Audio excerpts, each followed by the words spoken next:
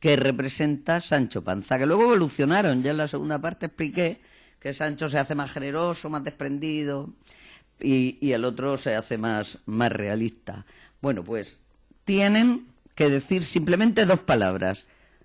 El Quijote representa el tal, y Sancho representa, pues son 2 ideas que se contraponen. Yo creo que es fácil. Si la gente escucha el programa de la semana pasada, lo van a tener muy fácil. Sí, porque lo repetí mucho, y cualquiera que lo busque en Facebook va a decir que les van a contestar enseguida. Muy bien. Un montón de secciones. Bueno, vamos con el refrán. Quien es más escogedor se va siempre a lo peor. Es decir, cuando remoloneamos mucho para tomar una decisión, al final nos quedamos con lo peor. Hay que ser más, tener más poder de decisión, más saber lo que te conviene, conocerte un poco más. Llegamos a la conclusión con este refrán. Nos tenemos que conocer a nosotros mismos para saber siempre qué es lo que nos conviene, no materialmente, sino hasta espiritualmente. Siempre digo que abarca muchos ámbitos. Los refranes son sentencias, son máximas que se pueden aplicar a muchas cosas. Lo repito. Quien es más escogedor, más que otras personas, que va estriando mucho, se va siempre a lo peor. Al final no elige bien, porque no se deja. No es que nos tengamos que dirigir por impulsos, que autodesarrollar por impulsos, no, pero nos debemos conocer antes de tomar una decisión y saber lo que nos conviene. No es ser picaflor y decir, vale, pues esto mismo, al final no eliges bien. Eso, la experiencia también aporta a la vida de las personas mucha sabiduría, como se suele decir, y creo que en esto concreto sí, tiene mucho que ver. Exactamente. Y también la autoestima, el conocerse bien y saber, es que esto a mí no me va nada, aunque me convenga, yo esto no lo puedo elegir porque luego... Sí, pero hay edades en las que aunque no te convenga lo haces, pues porque te dejas llevar, porque eres más joven, porque no tienes tanta personalidad formada, pero luego ya llega una edad en la que dices, no, yo ya sé lo que me conviene, lo que no, para lo que valgo, para lo que no valgo, lo que me gusta, lo que no me gusta, y ya vas tomando tus decisiones de una forma más fundamentada, ¿no? De acuerdo, pues vamos ahora con las palabras de aquí, que también traía, y ahora haremos una introducción a los juegos, que ya dijimos algo de la coscós y tal. Después hablaré algo de eso, pero voy a decir unas cuantas palabras de aquí. Ajo porro se le suele llamar al puerro. Claro, es que puerro debe ser una contracción de ajo porro. Puerro debe de ser porro. Claro, pero suena a porro. A porro de fumarse un porro. Vaya ajo porro llevas. Pues aquí es, dame ajos porros, puerros. Al cabo las 1000, de tarde en tarde, es una expresión muy de aquí. Al cabo las 1000, y otra expresión también mucho, al cabo la calle. Esto está al cabo la calle, está en boca de todos. Quiere decir, al cabo las 1000 es de muy tarde en tarde, esto ocurre al cabo las 1000. Es decir, después de muchas intentonas o después de muchos sucesos, ocurre tal cosa. Al cabo las 1000. Y al cabo la calle, estar al cabo la calle es estar enterado de todo o hacer que la gente esté enterada de todo. Luego, para decir aborto, que no solamente significa cuando un niño no nato, no es el aborto. Abortar algo es sesgarlo, es no dejarlo desarrollar. No solamente se refiere a un feto, el abortar aborto. La operación. Eso es, abortarla. Hemos sesgado, la hemos parado, la hemos paralizado. Interrumpimos. La interrupción del embarazo se llama aborto. Bueno, pues cuando se refiere a ese aborto, aquí en la Vega Baja dicen alborto con L, por favor. Es muy vulgar. Alborto no, aborto sin la L. Incluso para lo de abortar esta operación, abortar tal negocio, es abortar, no albortar. En la palabra argallata, muy mal, aquí nadie sabe decir, si que no lo sepa pronunciar, que diga escarpia, que es un sinónimo de alcayata, A-L-C-A-Y-A-N-T-A, alcayata, no argallata, ni algallata. Ni alcahueta. Bueno, alcahueta es otra cosa. Que me estaba viniendo a la cabeza, alcahueta. Son palabras árabes, ¿eh? Sí. Todo lo que empieza por al es árabe. Bueno, pues es alcayata. Y quien le cueste decirlo que diga escarpia, aunque es muy castellano, muy puro, es más antiguo. Bueno, una cosa que es amanosica o amanosico quiere decir que es manejable. Es que, no sé, este bolígrafo es muy amanosico, es muy cómodo para escribir, lo cojo con mucha soltura. ¿No sería lo mismo que mañoso? No, mañoso no. es una persona, ¿verdad? El que es mañoso es que adjetivo. tiene arte para hacer cosas con las manos. Es mañoso, se da maña. No. Puede ser una persona o un objeto amanosico, que es cómodo de coger. Manejable, Cómodo, quizá. eso es, manejable, que es muy cómodo de usar. Es muy amanosico. Y luego, la corte que hacemos en muchos prefijos de las palabras, por ejemplo, no prefijos, sino los primeros fonemas. En vez de decir, vamos, amo. Vamos. Antes en el autobús, me acuerdo de pequeña, me iba a Murcia mucho a casa de mis tíos, y decía el conductor, ¡vámonos! Yo no sabía lo que era. Luego decía, mamá, han dicho, ¡vámonos! Y decía mi madre, ¡vámonos! Y yo decía, ¡vámonos! Y me estoy acordando en la película de dibujos animados de Dumbo, cuando están en el circo, que ya se ve cómo van montando el circo de ciudad en ciudad, cuando desmontan el circo, lo cargan todo en los trenes, el tren ya no puede más, y dice el conductor, ¡vámonos! Sí, pero le pone el Sí, lo dice fonema bien, lo dice bien. Sí, lo dice bien, pero aquí es amo y ámonos. Bueno, vamos a introducir un poco el tema de los juegos, que el otro día no lo introduje. Ya sabemos todo el mundo que en Orihuela, en cualquier pueblo, en cualquier ciudad pequeña, pues los niños jugábamos en la calle. En mi época se jugaba en la calle. Y la creatividad la teníamos muy desarrollada porque teníamos... Bueno, yo hasta que tuve 14 años no llegó la televisión a Orihuela.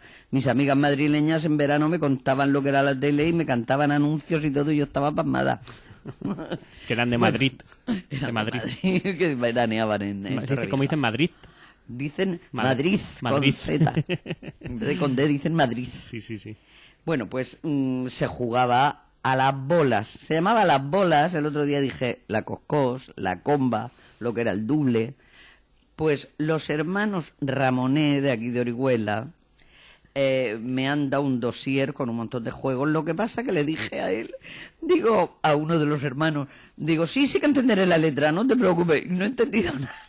Una letra. Su hermano ha ido a la universidad y eso y se ve que de tomar apuntes, digo, no, si yo tengo mucha costumbre de ver letras muy Bueno, mal. esa es la excusa que decimos los que tenemos mala letra. No es que en la universidad teníamos que tomar apuntes, los médicos dicen, no es que tenían que tomar... No, pero este tiene Eso una no es letra así. que se ve que es de una persona culta, pero, Claro, pero claro. yo no entendía nada de Pero los médicos. porque fíjate. porque hay gente que tenemos mala letra, no pasa nada. Bueno, Yo no mi tengo letra es mala feísima. letra, la tengo deformada, pero muy legible la mía, se entiende perfectamente.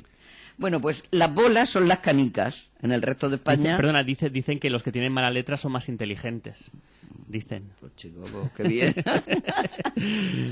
Las canicas, es como se llaman realmente, pero aquí las bolas. Y esos bolinches, que antes los bolinches era el que era de cristal, que ya te costaba más caro, el puesto de turno de tu calle, el mío era el puesto de Jesusa. Entonces esas bolas eran de barro, se caían al suelo y se partían por la mitad. Yo llegaba a hacer bolas con barro, las ponía a secar. Y luego le dábamos esmalte de las uñas de mi madre. Sí, pero yo también he jugado a las canicas, ¿eh? Sí, pero tú ya las has llamado canicas. Sí, claro. Aquí el juego de las bolas, que es del tamaño de una canica, y luego estaba el bolinche de cristal, que a ese hacíamos la diferencia, en vez de bolas, le llamábamos el bolinche. Eran, como he dicho, de barro. Y se guardaban siempre en los mismos bolsillos. Y también había madres, muy aseadas ellas, que hacían unas bolsitas de tela para que sus hijos llevaran las bolas sí. ahí. Yo he llevado de esas... De esas No me bolsas. la hicieron, no sé, de cualquier Porque cosa. tú eres mucho más joven, pero en mi época no había nada hecho. Yo me hacía las pelotas de goma, tenía enfrente de mi casa a los hermanos Alcaraz, que desde aquí les envío un saludo, Antonio sobre todo, que es el que más veo, que tenían un taller de bicicletas. Me daban las cámaras viejas, yo las cortaba con unas tijeras, dentro poníamos una bola de papel y entonces íbamos poniendo tiras de goma y aquello botaba de maravilla, Claro, me sí, las sí, hacía sí. de todos tamaños. Y ahora te vas al puesto, te compras una pelota por nada. De los chinos. Y de los chinos, pues nada. Bueno, Pues, Ana, nos quedamos sin tiempo, vamos a la literatura, ¿vale? venga, pues ya hablaremos más de los Sí, juegos. sí, cuando... por supuesto. Esto es algo que Porque vamos a ir desarrollando. Está lo que era el robre, que es parte del juego de las bolas, y el hoyo, el tute. El gual, le llamaba yo. Todo eso ya lo explicaré mejor. Bueno, pues vamos al siglo XVIII, porque aunque ya del XVII no hablamos mucho, pero sí del conceptismo y el culteranismo de Góngora y Quevedo. Al revés, o sea, el culteranismo Góngora, el conceptismo Quevedo. Entramos en el siglo XVIII, que es el siglo de la Ilustración. Esta época todo se cimentaba en el espíritu crítico, que rompe con ese prejuicio de la autoridad que había anteriormente. Entonces reinan los Austrias, creo que eran los Austrias, Felipe III, Felipe IV y Felipe V, y ahora tenemos a Felipe VI. Pero hasta Felipe V y luego ya los Austrias estuvieron hasta el 1700. Sí, luego vino Carlos II, el hechizado. Bueno, pues entonces este periodo predomina la razón, por eso se llama la Ilustración, y su fundamentación es la experiencia. Perdona. Felipe V fue el primer Borbón. Eso es, el primer Borbón, pero primero estuvo Felipe III, Felipe IV. Luego vino Felipe V. El Borbón, sí, pensaba que decías que Felipe V era Austria. No, Felipe V fue el primer. Es que empezaron con los Austrias Exactamente, siglo sí. XVIII. Y luego ya se cambia la guerra. Bueno, hubo la guerra de sucesión. Eso, es que empieza ahí la Ilustración en España. Bueno, la fundamentación, como he dicho, es en la experiencia y se valora muchísimo, entre otras disciplinas, pero las más valoradas son la filosofía y la ciencia. Eso abarca todo, porque la filosofía lo digo para quien no lo sepa, filos significa amor en griego, sofía, sabiduría, amor a la sabiduría. Y la ciencia pues tiene muchísimas ramas, luego que es todo, pero se le daba muchísima importancia. Entonces eso era como en la luz de nuestro intelecto, por eso se llama el siglo de las luces. Porque empezamos a ser más cultos, a fijarnos más en la filosofía y en las ciencias. Siglo de las luces o siglo de la razón es llamado al siglo XVIII. Las características es que se busca la felicidad a través de la cultura. O sea que se va a la cultura para ser más felices. Claro, si tú sabes manejar bien la filosofía, te hace más feliz. Dentro de la filosofía está la metafísica, la teología y todo lo que habla de Dios, de toda la espiritualidad. Y a través de la cultura se orienta hacia, o sea, de esa cultura que se va adquiriendo en este siglo, se orienta otra vez al clasicismo. Por eso hay una etapa del siglo XVIII que se llama el neoclasicismo. Bueno, eso ya es el romanticismo más bien, pero hay un pre-neoclasicismo ya al final, Pero al principio tenemos, es que voy a hacer solo características generales de algún autor y ya iremos desmenuzando un poco. Se valora el equilibrio y la armonía en las artes y en todas las cosas.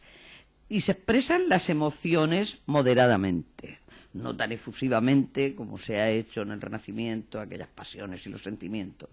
Y a final del siglo se vuelve al mundo de los sentimientos otra vez. Hay un pre-romanticismo y hay un pre-neoclasicismo que ya viene después en el siglo XIX.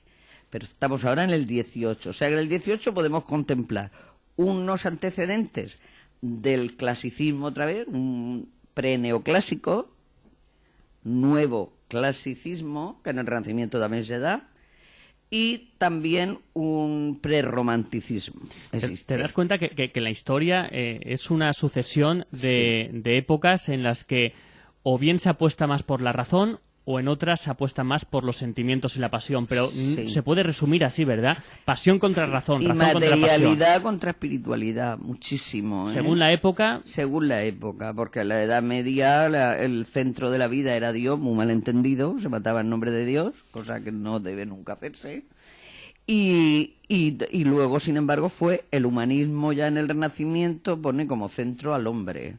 Nos queda un minuto, Ana. Bueno, pues nada, en la prosa destacaron Feijoo, Jovellanos y Cadalso, porque eso le está sonando a la gente, Pero ahí tenemos una exposición general, una introducción de lo que he dicho. La semana que viene seguiremos con la Ilustración, ¿verdad? Sí, claro. Da para mucho la Ilustración. Claro.